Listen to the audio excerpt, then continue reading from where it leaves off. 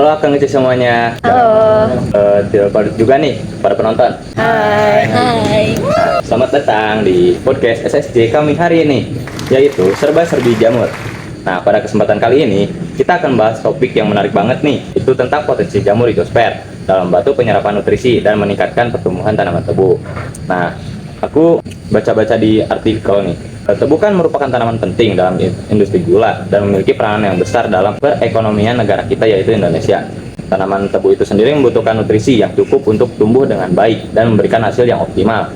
Nah, namun seringkali nutrisi yang terdapat di dalam tanah tidak mencukupi untuk memenuhi kebutuhan nutrisi tanaman tebu.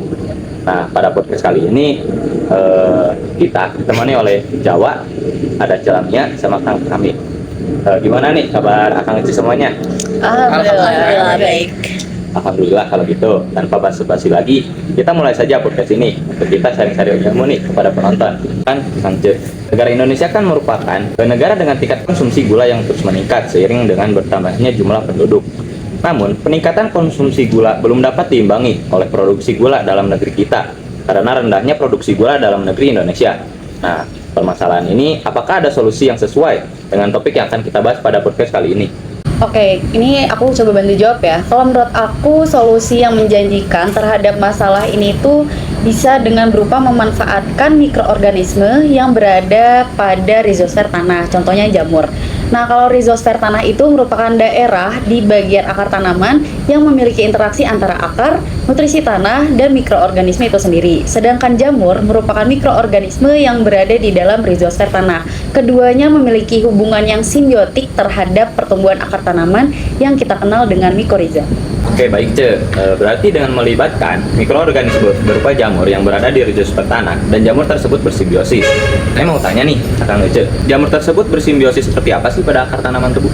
Dengan melalui simbiosis ini, jamur dapat membentuk miselium yang miselium itu mempunyai manfaat, yaitu yang pertama memperpanjang akar tanaman, yang kedua menyerap nutrisi tanaman dan air, dan yang ketiga miselium ini dapat mencari nutrisi-nutrisi dari akar tanaman yang tidak dapat terakses secara langsung oleh akar tanaman itu tersendiri. Oh, begitu ya, Ce. Lalu apa sih yang menyebabkan simbiosis jamur rizosfer pada akar tanaman tebu itu sangat penting? Simbiosis jamur rizosfer pada akar tanaman tebu itu sangat penting karena pertama, si jamur ini membantu tanaman untuk meningkatkan penyerapan nutrisi tanaman itu dari tanah. Yang kedua, si jamur rizosfer ini membantu kayak meningkatkan daya tahan tanaman ini terhadap stres lingkungan seperti kayak kekeringan, terus serangan dari penyakit. Nah, tadi kan udah disebutkan nih Akang Ece mengenai penyerapan nutrisi. Nah, jenis-jenis nutrisi yang diserap oleh jamur rizosfer pada akar tanaman tebu ini berupa apa ya? Oke, pertanyaan yang bagus ya. Jadi jenis-jenis nutrisi itu sebenarnya ada banyak. Dapat berupa nitrogen, fosfor, kalium, ada juga mikronutrien. Nah, kalau untuk mikronutrien ini contohnya kayak apa? Bisa berupa zat besi, mangan, seng juga bisa.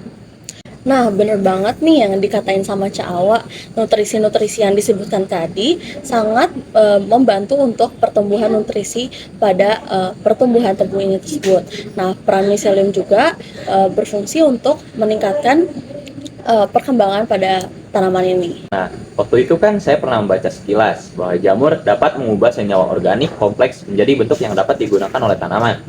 Nah, untuk contohnya itu seperti apa ya, Akang Ece? Contohnya, beberapa jamur itu mampu menguraikan beberapa bahan organik yang kompleks seperti lignin, sehingga membuat nutrisi yang terkandung dari bahan organik yang teruraikan ini tersedia bagi tanaman. Nah, bicara mengenai jamur, jamur apa aja sih yang memiliki peran untuk tanaman tebu? Oke, jadi kalau untuk jamur apa aja yang memiliki peranan terhadap akar tanaman tebu itu sebenarnya ada banyak. Cuman di salah satu contohnya yang pertama itu ada jamur Mycorrhiza muscular. Jadi si jamur ini tuh memiliki peranan penting terhadap akar tanaman tebu itu sendiri. Dan yang kedua ada Penicillium spp, di mana jamur itu merupakan mikroorganisme yang ada di dalam rizosfer tanah dan memiliki peran terhadap penyerapan dalam nutrisi tanah yang berada dalam akar tanaman tebu. Tapi nggak cuma itu, sebenarnya mikroorganisme yang berperan penting terhadap akar tanaman tebu itu banyak banget, dan komposisi mikroorganismenya itu bisa dipengaruhi oleh faktor lingkungan dan beberapa jenis pengaruh mikroorganisme tersebut. Karena waktu yang udah terbatas nih Kang Ce, mungkin untuk pertanyaan terakhir nih, apa sih cara pengembangan lebih lanjut untuk memanfaatkan jamur ini dalam bidang pertanian? Apakah misalnya seperti pupuk atau apa? Kalau untuk pemanfaatan pertanian di bidang yang ada jamur-jamur ini, kita bisa memakai pupuk. Pupuknya ini kita pakai pupuk mikoriza. Pupuk mikoriza ini tuh di dalamnya ada spora mikoriza arbuscular, dan ini tuh bisa dipakai diaplikasikan pada saat penanaman atau pada saat penanaman di rhizosfer tanah.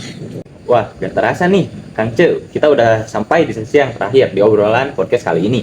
Tidak lupa juga saya mengucapkan terima kasih banyak kepada Kang Ece bertiga ini yang sudah menyempatkan waktunya untuk datang di podcast SSJ ini. Sebelum kita tutup nih, aku mau menyimpulkan dari obrolan atau percakapan yang telah kita bahas tadi, yaitu jamur rhizosfer hidup di sekitar akar tanaman dan saling membentuk simbiosis mutualisme. Contohnya yaitu pupuk. Nah, pupuk ini dapat diterapkan pada tanaman saat penanaman atau melalui aplikasi pada rhizosfer tanah. Mungkin cukup sekian nih dari podcast kita hari ini. Kita harap semuanya menikmati podcast ini dan bisa menambah wawasan yang bermanfaat. Terima kasih dan sampai jumpa. Dadah.